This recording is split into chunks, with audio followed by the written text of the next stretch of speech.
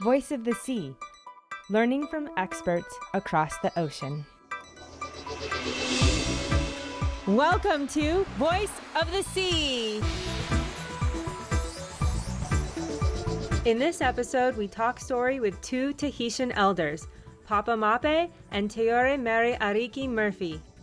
Papa Mape shares the connection of symbols to traditional knowledge and the relationship between the land and the sea.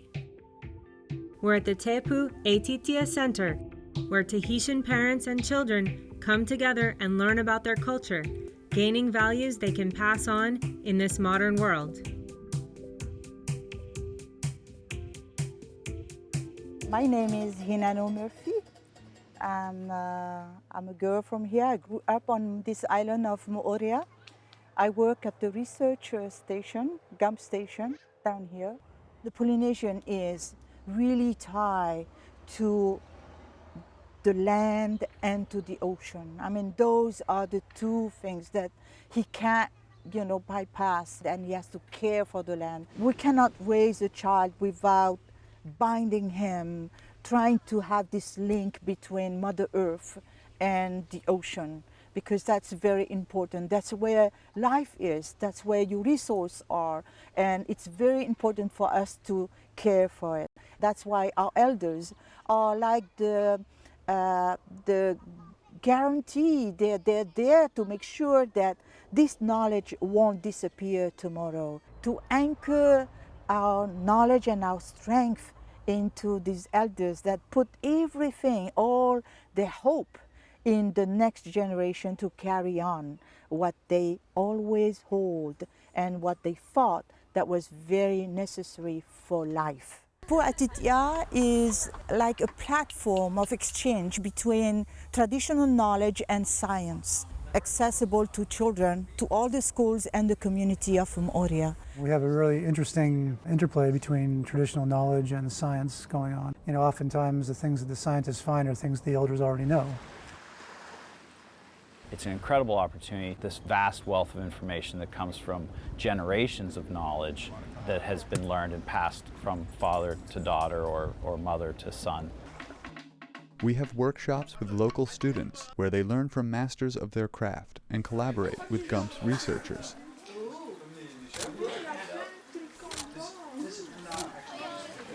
Il y a plusieurs ateliers. Ici, on fait de la sculpture pour la pirogue polynésienne. Là-bas, il y a pour faire tresser des bracelets. Là-bas, c'est le tissu. Et là, eux, ils sont en train de creuser pour la pirogue.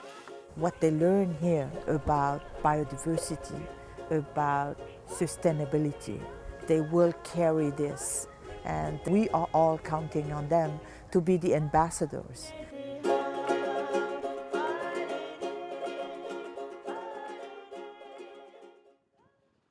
The Polynesian, they're very, very humble, and they're very respectful of the land, because the land and us, we are one, and the environment, you are part of the nature. It's not that the nature is part of you. It looks like grass has got no importance at all, but for us it's very important. The grass is important because most of the grass are used for medicinal purpose. We believe that wherever we're going, the nature is speaking to us. You have these white seeds, these white fruit that are very useful, because Paumotu, they are fishermen. They are in the water 90% of their time. They are in the water. They love the ocean. And when you are, of course, in the water, you have your eyes is burning a lot. They squeeze one drop going in your eyes, and the other one. And it really calms the pain when you have eyes that are burned by the water, by the sea. If you look at the coconut tree, can you say that there are different coconut, what do you notice? Are they all the same? How can you see the difference between coconut? You look at this one, and you look at that one, for example, over there on the beach. The Polynesian learn how to use different coconut, and all coconuts are used differently, because some of them give really like irregular fiber, and they got many strands going from one. But for like this, you have one that's really regular from the top to the bottom. They're long, thick, and regular, and that's really good for weaving. So each knot is very important. The shape, the color. So for example, for Tahitian medicine, we choose the green one, and we call it Ha'ari Oviri. So it's a very green one, but it has got an oblong shape as well. So don't stand underneath the coconut tree. Yeah. Come around here. Come around here. Watch out. He's gonna pick that one. There. Omoto. Woo! Niha. Okay. Ay te upat on neho. Everything from the coconut. I didn't get that one. Just like This one is the flower. We call it raine. So on some of the flowers you see the little coconut here, and then you have all the male flower. Huh? Okay? But this is what we call it owo, but very young. You think there is water inside? No. water come out. Oh. Looks like an avocado. Not sweet. Yeah, it looks like See in there? Would you like to try? Will it? Try that water. It's bitter, yes. So we don't, It's not ready yet. it's not, yeah, because it's just starting to have water, but I'm just gonna open this. You're gonna eat the inside? We're going to drink. We are laughing because here, this is the niha. So this is when the stage we see the coconut is full of water.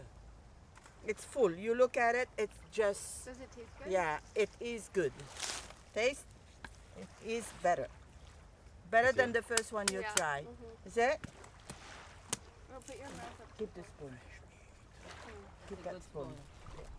We really acknowledge the nature. We really acknowledge the land first, because we know that on this land our ancestor has stepped on it. They work and they kept our land as a little treasure that they have to pass it on to us. We are the caretaker, only the caretaker for our next generation. So, but you have to teach us how to listen to the wind, how to listen to the waves, how to look at signs, how to look at the fish, how to look at the sky, how to look at the clouds moving, how to look at the birds when they're flying. Okay, when you want to grow coconut tree and you want to have a very productive tree, we choose the coconut. We don't get any kind. So you think this is the kind we're going to choose? That's not. This is the one we're going to choose. We choose the one that sprouts right through the middle. Here, the middle of the coconut. This is a sponge. Here. Look at that.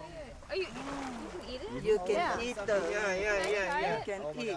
I do believe that if we want to spread our message, is that they become the messengers, and they will work hard to bring this message to the world, that we can live by caring for our land, and we have to if we want to have a better life.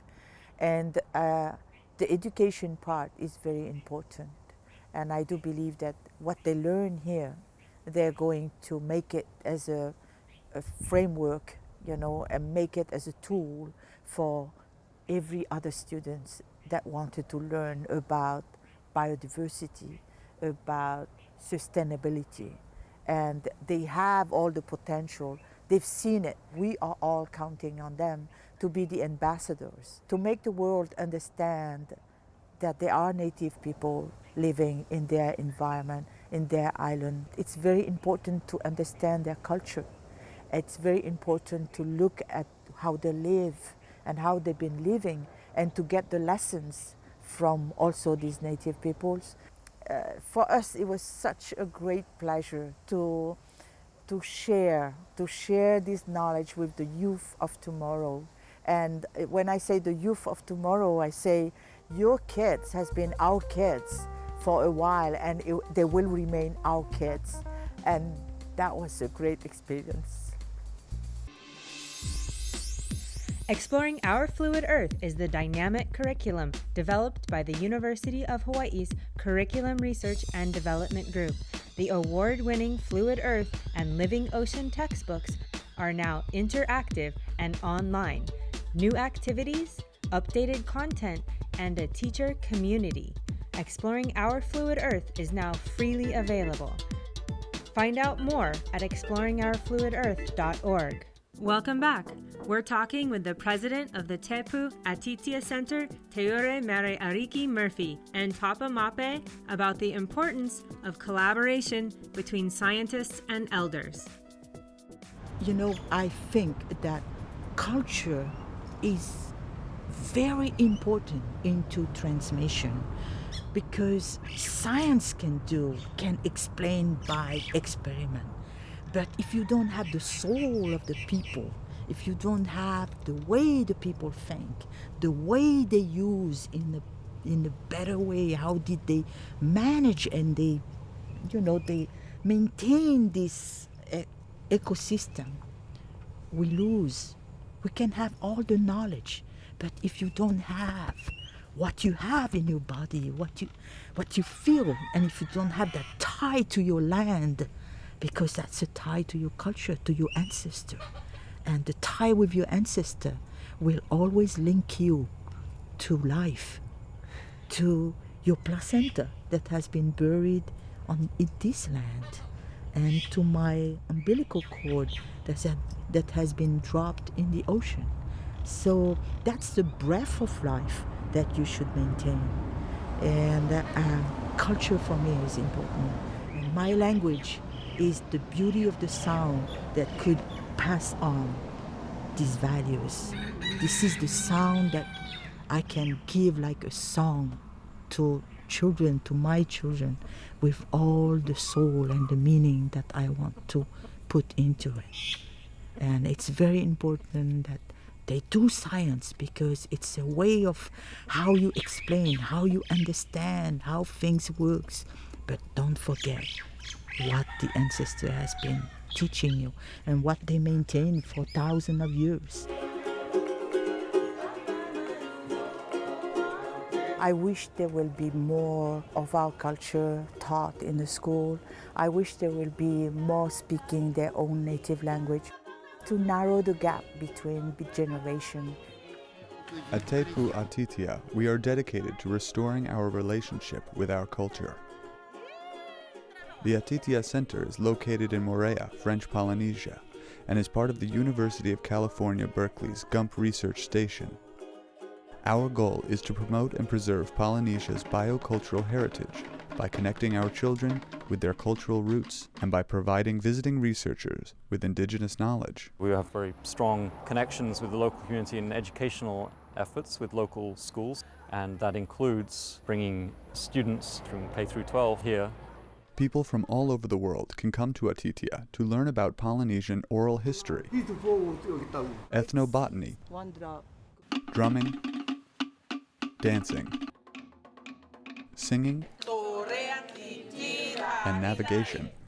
Today we are welcoming people from New York and also our kids from Moorea, which is great because that's what we like to do, is to share this canoe.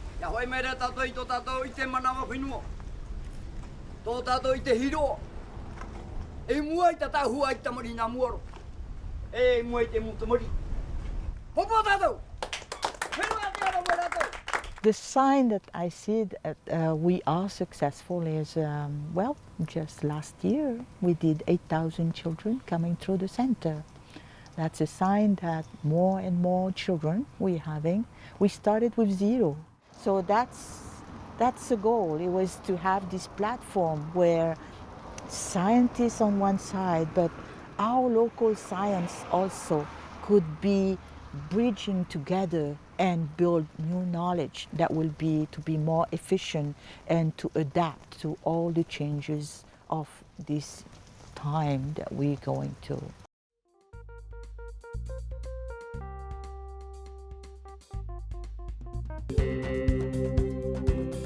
The University of Hawaii's Sea Grant College program focused on Hawaii's coasts and its communities through sustainable development, safe seafood supply, sustainable coastal tourism, hazard resilience, and healthy coastal ecosystems.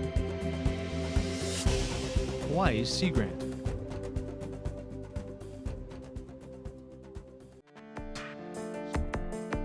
You're watching Voice of the Sea. We're at the Te Pu Atiti'a Center. Papa Mape shares the connection of symbols and the relationship between the land and the sea. Papa Mape, maruru, and for having us here and talking about your knowledge. Really interested to know about the changes that you've seen in your lifetime here on Moorea in the aquatic environment. Papa Mape te maruru nei o nei iaʻoe I te most of the biggest change has been done by human. The land and the ocean is one, and this is how it was created, this is how it is. And if we don't understand that there is life in the ocean, but there is life as well on the land, and if we break this balance between, it will be really hard for the land or for the ocean, and then for us later on.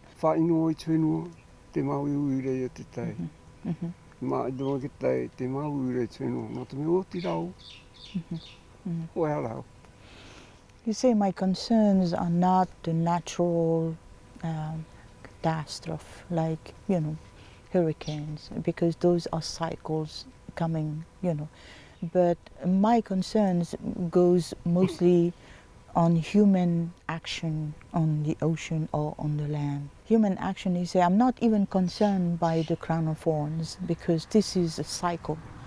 For all my life, I've seen the cycle of the crown of thorn. And the more you interact with the crown of thorn, the more damage you cause. Because it's not by picking up crown of thorns that you are going to solve the problem. It's by having a good management about the ocean. Crown of thorns is a coral-eating sea star. Episodic outbreaks of crown of thorns have occurred periodically in Tahiti every 20 to 30 years.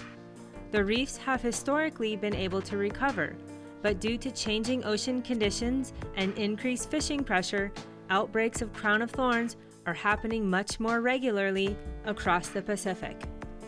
Scientists are concerned about how to protect vulnerable areas in Tahiti, but many of the elders feel that the outbreaks are part of a normal cycle.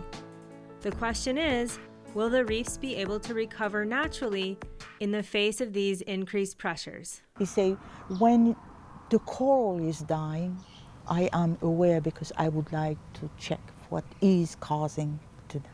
But I'm not concerned by the taramea, but I'm concerned about coral dying by human acts. And it says, because when coral is dying, that's the house of the fish. And different coral, different habitats, different fish. Different fish, it's also different sign for us, reference on the land, because each color in the ocean has got its reference on the land. So when this fish is going to disappear, this color on the land won't have any meaning for us anymore. When you destroy something in the ocean, like it is yellow, you have a reference on the land, which is, it could be the flower of a tree, a fruit that turns yellow. And it's very important because what you can see on the land is what you cannot see in the ocean. But you know this is happening because if you go closer and if you observe, then you say that if you damage that on the land, what you are damaging on the land is the equivalent of damaging in the ocean. And if you kill this coral, like for example, it's the habitat of a red fish, then what is the importance of this red flower that's blooming and giving a sign this is the time of this redfish going and spawning? There is always an interacting between what is on land and what is on ocean. What is on land is what we can see, and as we mark as a reference to this kind of fish in the ocean. I know that a lot of times the knowledge that you have as a fisherman about the ocean is personal, it's private, and but what you're doing here at the Te Pu Atiti'a Center is sharing that knowledge. And so I'd like to know why you're willing to share and maybe how it is you feel it's important.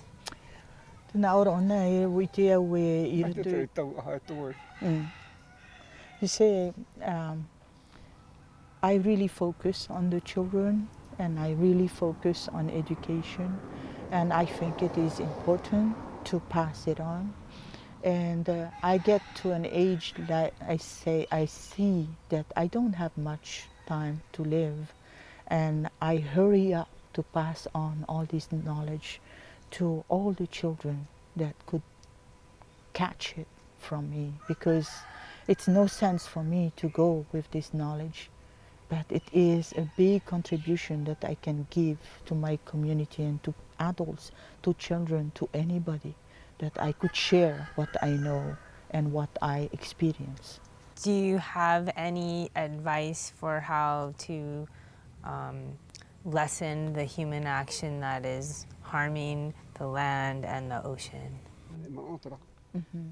You say it is very important to let the people aware, but he said not only rely on science, but also rely on traditional knowledge, because this is the knowledge we have for so many generations, and of course we have to pass it on to the children, but we should not forget the adults, because if we do only the children, there is a gap between the two, and by the time the children will get up, everything has been destroyed by adults. So adults should also be aware, and some program should also be addressed to adults, but also to children in their culture, in their language.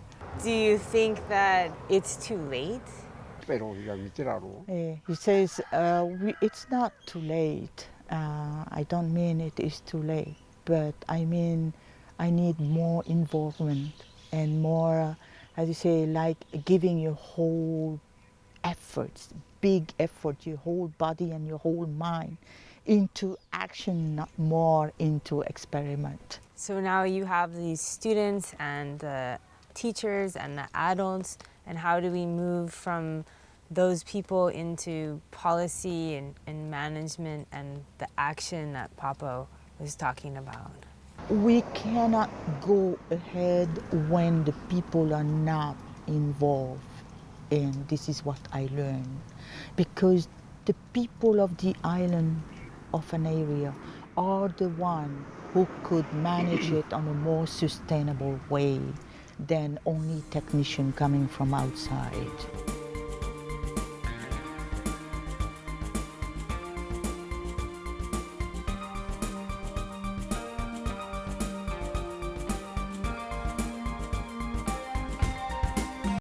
The Curriculum Research and Development Group in the College of Education at the University of Hawaii at Manoa.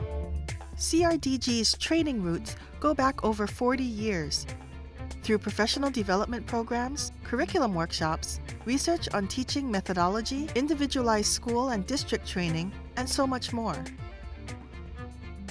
The Curriculum Research and Development Group, improving schools, improving education. CRDG,